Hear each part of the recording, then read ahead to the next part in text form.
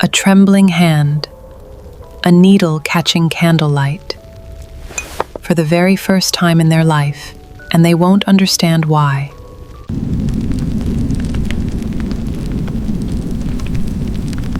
Welcome back, my dear. Tonight's story is about that very needle and the secret it carries. In a small town, there lived a tailor named Osric. People didn't come to him for fashion. They came the night before something terrified them. A soldier before battle, a bride before her wedding. Every single one of them walked out of his shop steadier than they'd ever felt. A young man named Tailor came to him one evening, hands shaking, unable to meet his eyes. "Tomorrow I speak before the entire village council," he whispered. "My voice always gives out." Osric studied him for a long moment. "Sit down," he said. "I think I have exactly the right thread for you." Osric selected a deep red thread, the color of a steady heartbeat, and worked through the night by candlelight.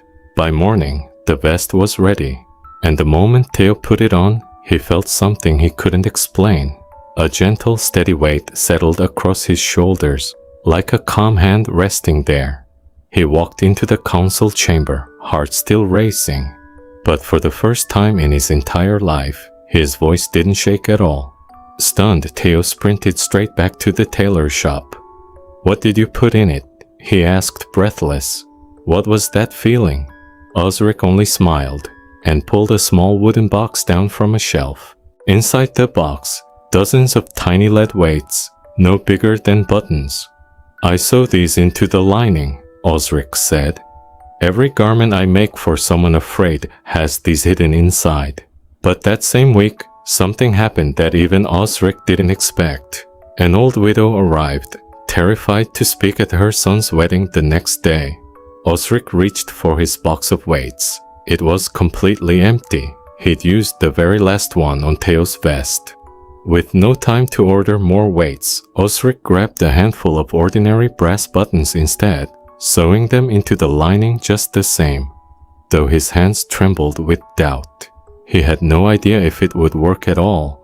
The next evening, the widow stood before the wedding guests, wearing the vest, her breath shaking as she began to speak. And somehow, impossibly, her voice held steady from the very first word to the last. She returned to Osric in tears of gratitude. Confused and amazed, he sat with the mystery for days.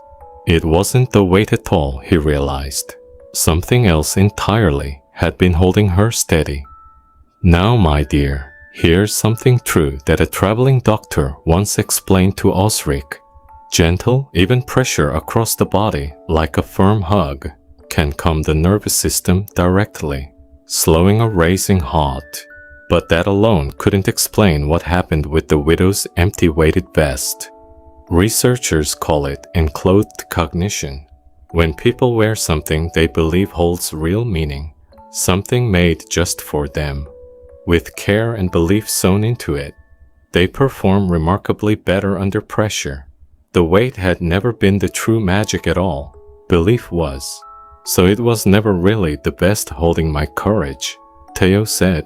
When he heard the story later, It just reminded me I already had it."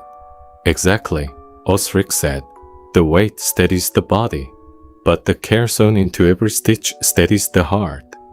Word of Osric's work spread far beyond the town over many years.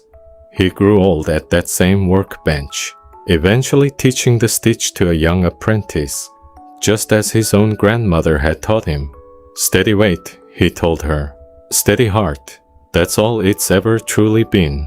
I think, my dear, that so much of our courage was never missing at all. Sometimes it just needs something steady, a hand on our shoulder, a story we believe in, to remind us it was there all along. So tonight, my dear, if there's something frightening waiting for you tomorrow, know this: you already carry more steadiness inside you than you realize. You are safe. You are held. If Grandma Rose's stories help you drift off to sleep, I'd love it to carry more steadiness. Subscribe. There's a new story next time. I'll tell you about a river that will come back again, ever whispered along its my dear. But that's a story for another night. Sleep now,